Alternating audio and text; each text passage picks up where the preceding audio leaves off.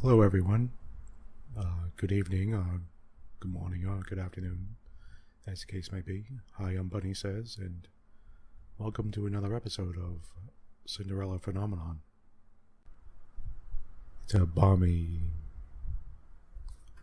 25 degrees Celsius or so, maybe 75, 76 degrees Fahrenheit.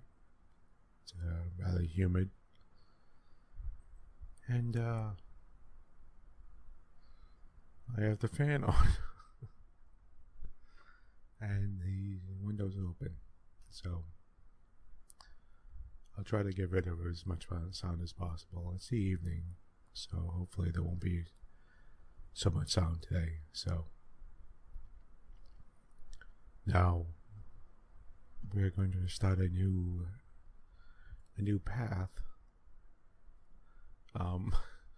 Unfortunately, our last path didn't go so well. I thought it was going well, and turned out that it just didn't turn out right. So, again, one thing I wanted to say, as a reflection, that I'm really impressed by this game. That as you continue on and you go further into the story, as you take more routes, it's not just the same path, but you begin to learn more and more and delve deeper and deeper into the story. That's so it makes you want to see the story further. So, or at least for me, it does. And today we're going to start a path for Rod. And last we were with Rumble, before that comma.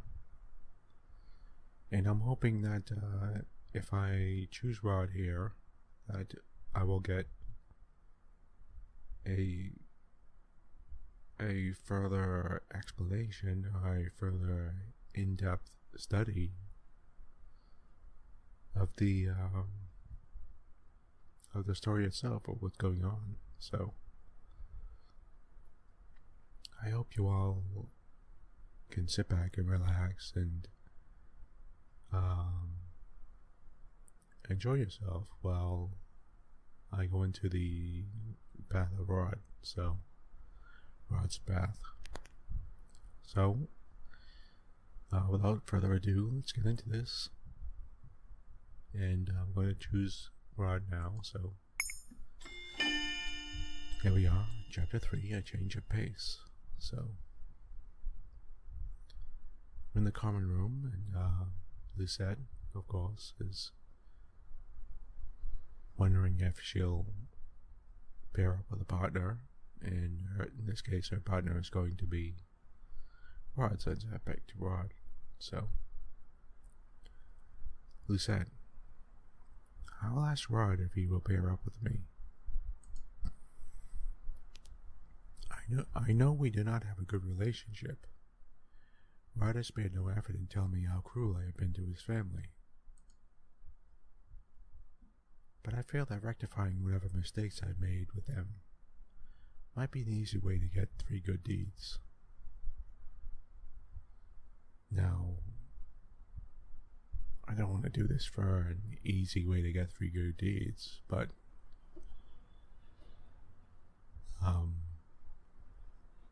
I felt Rod would be the hardest path to choose, because I just thought there was so much, there was a little bit of baggage going on, and that it would be difficult to rectify any kind of mistakes or any kind of problems that were going on. So I thought that I really thought this would be the hardest route.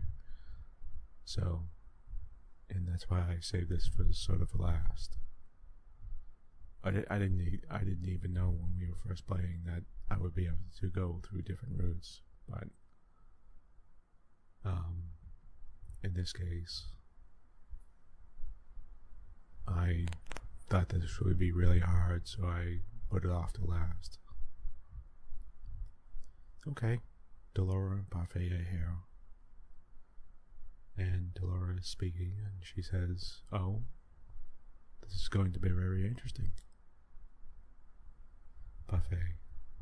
But Lucette, didn't he tell you that he didn't want to break his curse? Lucette. Yes, but that may not be the whole truth. Parfait.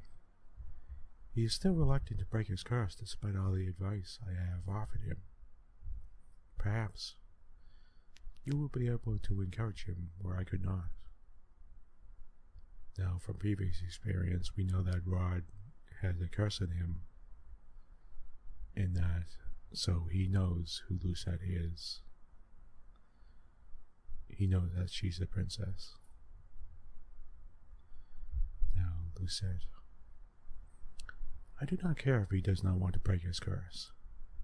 I only need him to help me remedy the supposedly bad things I have done to his family. I believe that will be the easiest way to break my curse. But the problem is that I rarely see him here. He is usually at the palace. In order for this arrangement to work, I will need to be in the palace. Delora. I for one think it's a terrible idea. What if... Delora's voice trails off. She averts her gaze to the floor, her expression a mixture of anxiety and solemn consideration. What if what? Is there something I should know? But the witch and the fairy just stare at me silently. After a few moments, Parfait speaks. You would be far away from us, princess. We would not be able to assist you. Witches could be lying in wait for you, knowing that you're the true crown princess of Bengal. They might seek to use you for their own purposes. What sorts of purposes? Why would the witches be after me in the first place? Many of them have been corrupted by the Tenenbaum. Darkness has invaded their hearts, making them bitter. Many of them simply want to see the fairy tale curses continue on undisturbed. That is all just speculation, but it's better to be safe rather than sorry. Lucette, what would you have me do? Delora.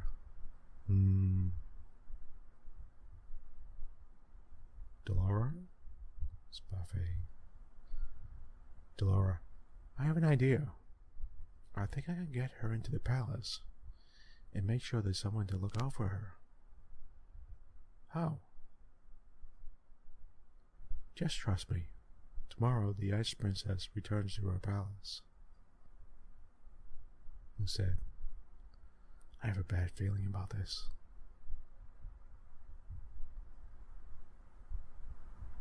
Oh wow, we're in the actual palace, and Lucette is dressed up in a maid uniform.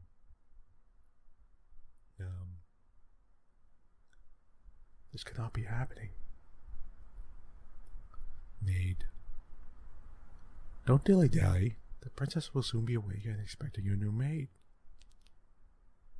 I close my eyes and suppress the urge to groan. How is it that Delora was able to turn me into Emmeline's personal maid? She thought that would be funny, did she? Well, I will make her pay for this. Maid. I expect you not to be late again. We have very strict rules on how the palace staff should behave. I am not exactly sure how Delora managed this. She told me she was going to cast a spell on me, and then it would be over as soon as I opened my eyes. I closed my eyes, and sure enough, when I opened them, I found myself here in a maid uniform. What did she do? The maid continues to babble at me. How annoying. I pretend to listen to her as she leads me through the palace hallways. Okay, let's reflect on this for a moment now. Apparently, Delora just cast some kind of spell on her so that Lucette, that she's now Emmeline's personal maid. So apparently, this situation is taking place in the palace itself. So, excuse me. Lucette, Emmeline and Rod's chambers are located here. Oh, there's Emmeline. Okay, Emmeline. Oh. We come to a halt when Emmeline suddenly appears from around the corner. Maid, Your Highness. The maid ducks into a neat curtsy. Emmeline's eyes meet mine. I tense as I wait for any signs of recognition from her, but she only gives me a curious look, as if wondering who I am. She clearly does not recognize me. The maid suddenly reaches back and pulls at my shoulder, forcing me into a bow. Maid, you're in front of the crown princess of Angel. Show some respect, girl. My apologies, Your Highness. She is new and clearly needs to be taught some manners. Excuse me? Emmeline. Oh, please, there's no need for that.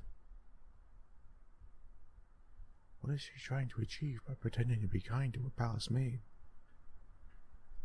Who is she trying to fool? Maid, Your Highness, this is your new personal maid. Emmeline glances at the maid, looking confused. Now, you know what? From all the previous things, I don't think Emmeline's fooling. I mean, I don't see her. I think it's Lucette's personal viewpoint that she, from her past, and it's understandable. But I don't see Emmeline. I thought maybe, when I first saw Emmeline, I thought, well, maybe she's just some ditzy princess or something, some ditzy girl. But she seems really kind and empathetic, so I really don't see her. I don't see a fake bone in her body. I mean, I really see her really caring of other people. So when she says, when she's trying to be good and kind, I really see that's her nature. So anyway, Emmeline glances at the maid, looking confused. Emmeline, why do I need a personal maid? Maid, it is by the king's orders, princess. Emmeline turns to look at me again. What is your name? Lucette says nothing. Maid, she's talking to you, girl. I scowl at the maid before facing Emmeline. I cannot believe I have fallen so low that I am now being ordered around by a maid. Lucette. It's nice to meet you, Lucette, says Emmeline. I hope we could get along. When I do not respond, Emmeline's face falls. I was just heading back to breakfast with my family. Maid. Of course. Lucette will escort you to the dining hall. I raised my eyebrows at the maid, irritated. There is no need for concern. I can get there on my own. I breathe a sigh of relief. I am not here to babysit her. The maid leans forward and whispers something in my ear. I don't know how it is that you landed this position, but you owe the royal family your diligence and respect. If you continue to show disrespect, I will be having a word with the king. The maid pushes me forward so that I am forced to stand next to Emmeline. Maid. She will escort you to the dining hall, Your Highness. Her job requires that she follow you everywhere, in case you require assistance with anything. Emmeline. But, Maid, it is almost time for breakfast, says Emmeline. Emmeline frowns and looks at me. I'm so sorry. He said, what is she apologizing for? Oh, okay. We're in the dining hall.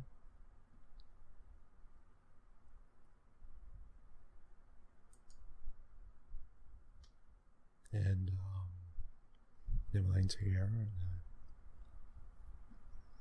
I assume we're having breakfast, so Emmeline is speaking. Good morning. No, it's King Gennaro. Good morning. It seems as you have met your personal maid. The king's eyes widen as soon as he spots me. You look familiar, Lucette. Does he recognize me? I feel a little tremble in my heart as I consider that hope. King Gennaro. Are you not the girl who came to the gates before? I deflate with a toneless sigh. He remembers me as the peasant. King Gennaro. This is the first time I am meeting you as Emmeline's personal maid. What is your name? Lucette. That is a lovely name. We're glad to have you here, Lucette. The king gives me a warm smile. The softness of his gaze makes me angry. He never treated me so kindly when he remembered me as his own daughter. Emmeline takes her seat while I walk to stand at the walls beside the other maids and butlers. The door opens, and Rod walks inside. He greets the king, Ophelia, and then his sister. He is just about to take a seat when his eyes suddenly fall on me. Well, there's Rod, with his cute little rabbit, his plaid rabbit, on his shoulder. The shock is apparent on his face. Oh, there's Ophelia. Ophelia. Rod? Is something wrong? Rod. I see there is a new maid on staff. His tone is almost accusatory. I bristle at his words and am about to say something when Ophelia speaks. She is Emmeline's new personal maid, Lucette.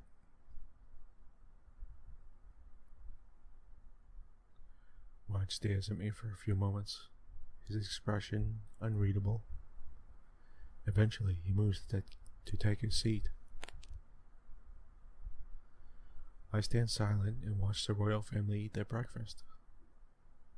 The small area is filled with happy conversation. The four of them smile at each other when they speak, and it is easy to see how comfortable they all are with one another. When I was still here, our meals were always so quiet. But everyone looks so happy now.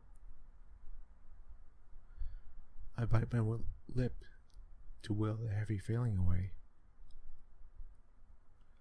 Rod told me that before, but I did not want to believe him. I turned back to the conversation at hand. King Gennaro, we have something very important to discuss with you, Emmeline. Oh? It's Emmeline. King Gennaro, I have brought this up before, but now the matter is more pressing. Is this about? Yes, this is about the ball. Ophelia gives the king a disapproving look. Ophelia, dear. King Gennaro, I know it seems a strange proposition, but this is the royal tradition. Emmeline is at a suitable marrying age, and this ball may yet help her find a suitor. Ophelia, but her husband. Emmeline's cheeks are tinted pink. Lucette, a royal ball for Emmeline? For her to find a husband? I never would have agreed to such a thing. The king never forced me into one, because he knew that. King Gennaro, I will not force you to marry someone you do not love, Emmeline. We agreed in this ball to uphold tradition. All eligible bachelors will be invited in 4 months' time, and you will choose the man you want to court you. I did not find my true love through a ball after all. He glances at Ophelia, who responds with a fond smile. Her expressions fall back onto something more worried when she looks at her daughter. You know, I just want to reflect on this and say, Ophelia and King Gennaro seem, although we know they have their faults, but they seem like rather decent people, you know? So, just wanted to mention that. And Emmeline, even Emmeline and Rod seem Rod seems a little standoffish, but Emmeline is always very happy and open and very caring and empathetic. Really, she really appeals to me. I mean, I really feel like she's a very decent person, you know? So, Emmeline is here and she seems to be worried and concerned. She says, but what if I can't choose anyone? We will throw one ball as per tradition. That's King Gennaro. We will not force you into another ball if you do not find a good suitor. But we must uphold traditions at least once. Perhaps this will push you to think more about the future. Okay, that seems, that seems pretty reasonable. Hold one ball, maybe, maybe she might find somebody nice. Maybe she might find something she likes. If not, King Gennaro, I will not put any added pressure on you, Emmeline. But I would be happy to see grandchildren before I have to give up my throne. I am not getting any younger,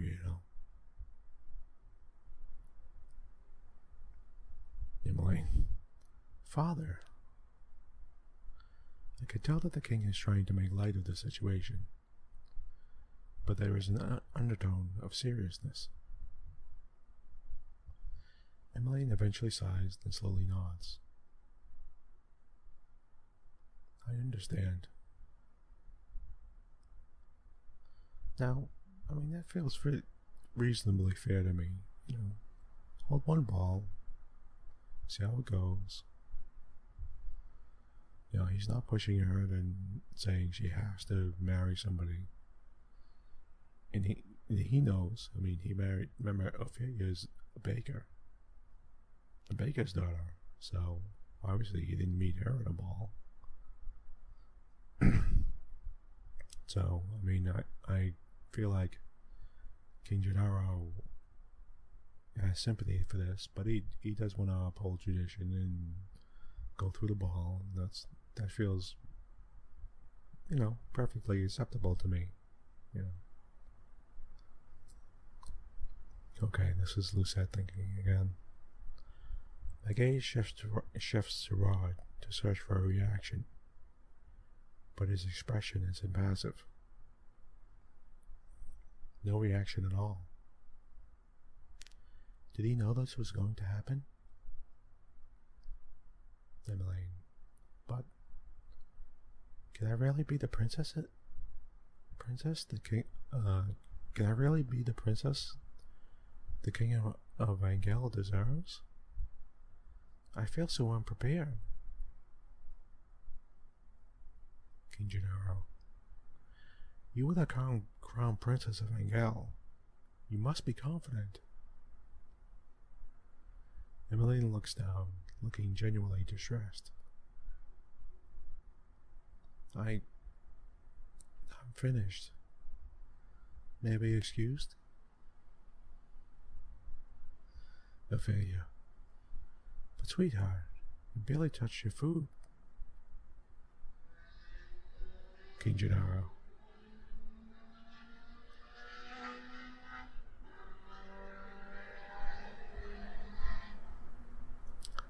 please excuse me for that noise. That's, somebody on a bike in the highway, and I have the windows open. Sorry.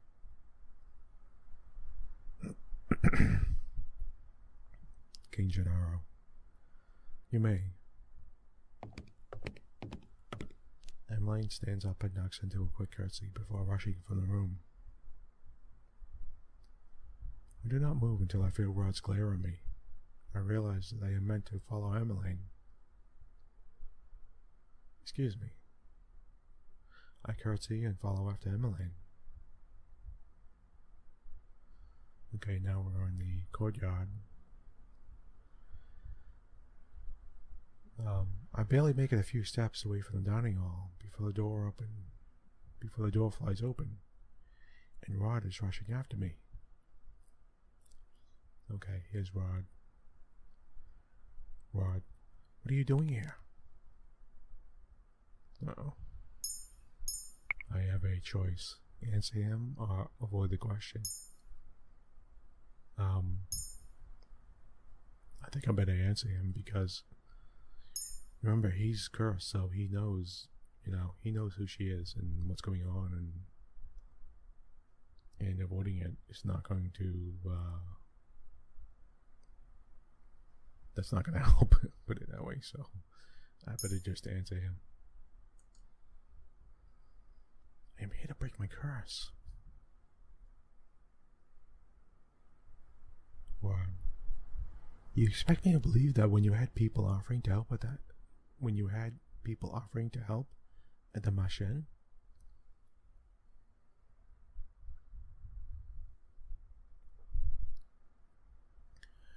Rod's expression changes, anger clear in his eyes.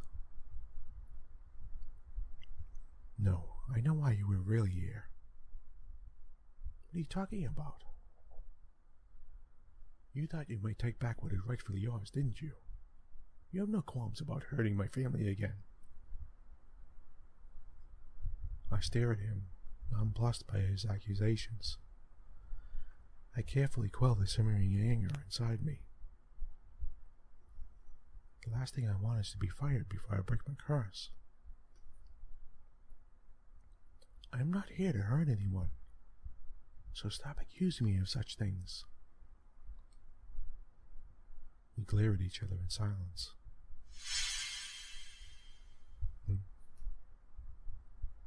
I had always thought that Rod was closed off and quiet, but his emotions are always blazing in his eyes. Rod, you shouldn't be here. Rod steps back, but his gaze is still fierce. I do not have time for this, says Lucette. I'm going to find Emmeline. Rod, why, so you can assault her? No, because it is now my job to attend to her. Excuse me.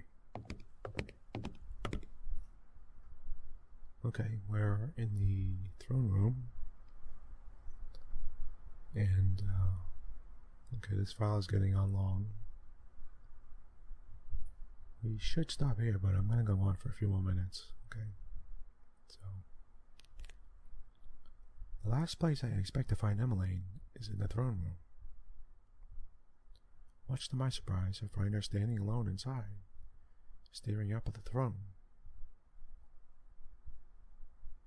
Emmeline. Oh. When she turns to face me, she has a guilty expression on her face. I'm sorry. What is she apologizing for? Emmeline. I was very rude earlier, like I out on everyone at breakfast. Emmeline gazes back at the throne and sighs. I'm sure any other girl would be happy to have a ball. I mean, it's like something out of a fairy tale. But she sighs once again, looks down at the clasped hands. It all sounds so perfect in the fairy tales. 3 days is all it takes before everyone's found their true love. But I don't think that's how it works out in real life. Do you? I have nothing to say in response when Emmeline turns a beseeching gaze to me. Emmeline, I don't know how I'm supposed to marry someone I barely even know. Is this really what it means to be the crown princess? Lucette, isn't this precisely what you wanted? Emmeline, excuse me? When your mother married the king, you became a princess. You went from rags to riches overnight. I cannot keep the bitterness from my voice when I speak. Your life is playing out like Cinderella's, is it not? All you are missing is the glass slippers, and even then, I am sure the king can arrange for a pair. I cannot understand why you were so unhappy. Emmeline, neither can I. Emmeline turns away from me to face the throne once more, and in the sun that streams through the windows, I see something shining on her cheeks. Is she crying? Emmeline, I am so ungrateful. Yes, the portrait of her. Excuse me, does have her with a tear in her eye, you know. Emmeline, Lucette, what would you do? What? If you were in my place, if you became crown princess overnight, would you go through with the ball? For the sake of Angel's tradition, for the sake of your role. Lucette, I would never do anything so worthless. The king never brought up the subject with me. He most likely knew I would have refused. Emmeline suddenly pats her cheeks and turns to me, where I smile on her face. I could do with some fresh air. Shall we go to my friend's shop in town?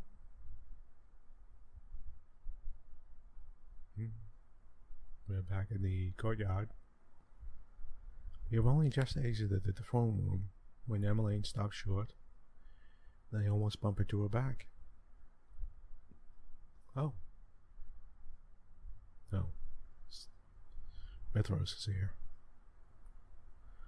Your Highness, what a pleasant... Sir Mithros abruptly stops to stare at me. Why is Sir Mithros looking at me so intently? Emmeline.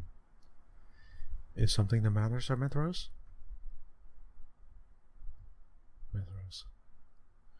No, nothing at all, Your Highness. I'm just... amused. Amused. Oh, you haven't met my new maid. This is Lucette. Mithros. Lucette? There is something in Sir Mithros' gaze that I do not trust. The silence is stifling, so I curtsy at him. Sir. Mithros. Charming. Sir Mithros turns his attention back to Emmeline. Where are you off to on this pleasant day? Oh, just off to visit a friend. Make sure you bring your gods with you, Princess. Of course.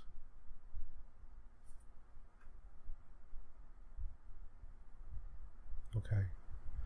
I think we better stop here. We're getting on actually very long. I'll be right back. This is, I want to continue this in front of the gates, and I imagine Fitzgerald is going to be here. But okay, let's stop here, and I'll be right back. So, glad you're here to join us, and I hope you're enjoying what's going on. And I'll see you in a few moments.